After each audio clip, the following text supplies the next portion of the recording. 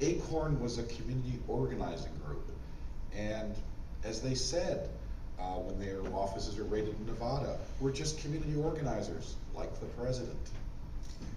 Community organizers have a noble tradition in America. ACORN, I think, subverted that tradition and turned it into something that was both bizarre and corrupt. ACORN's original mission was to keep people in their houses if they were in danger of being thrown out of them, and also to get new housing. Obviously, a worthy goal. But ACORN took the Community Reinvestment Act, which was originally set up to redlining, banks not lending into certain neighborhoods simply because they were undesirable. It took that and turned it into a political club in which it went to banks and other financial institutions and said, if you do not lower your lending standards, if you do not lend to people that would otherwise not be qualified, we are going to picket your offices, we are going to picket the homes of your executives, we will accuse you of racism, we will accuse you of redlining, and we will make all kinds of trouble for you with the federal government. You need regulatory approval to merge, you need regulatory approval to often expand your operations. We will file suits and statements against that. Many financial institutions basically decided it wasn't worth the trouble.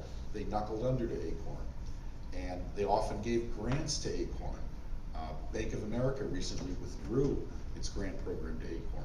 I understand Citibank is in the process of withdrawing from some of its activities with ACORN. So ACORN was able to draw income from this, and then of course ACORN was also able to tap into federal housing grants, all the while claiming that it was benefiting the poor. But now we know, of course, that there was a dark side. Throughout this country, there is a lot of blame for the financial meltdown and the housing bubble that burst. Banks and financial institutions, I share some of the blame. Republicans share some of the blame. Democrats share much of the blame. We all share much of the blame, including many of us who stretched our resources and bought houses we shouldn't have. What ACORN did, though, was artificially lobby and lower the lending standards, often enticing people to take on homes that they couldn't later afford. We had phenomenon that we'd never seen in America before, like the no down payment loan. Now, ACORN was not the prime responsibility for the housing bubble bursting, but it certainly played its part. And now we know that it's left a path of human destruction in its wake. The second reason why ACORN, I think, got away with it for so long, in addition to the good intentions that they were credited with, is frankly the issue of race. And let's be clear here, ACORN was founded by people who had a radical social vision. Wade Rathke, the founder of ACORN, came out of the welfare rights organizations in the 1960s. The model that they adopted was, we want the maximum possible participation of all people in government welfare programs, so we can overload the system, drag the system down, and have the revolution.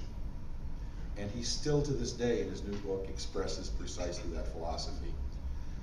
Now, over the years, I think ACORN morphed into something that was far more predatory. You ended up with a few white people at the top who basically directed ACORN and steered all of the money to various organizations. By the way, ACORN is not an organization, it is a hydra-headed creature of 256 different organizations. This is designed so that no one can follow the money trails, no one knows where the money goes, no one knows where the money comes from. The joke inside ACORN often was, we are so chaotic that our left hand doesn't know what our extreme left hand is doing.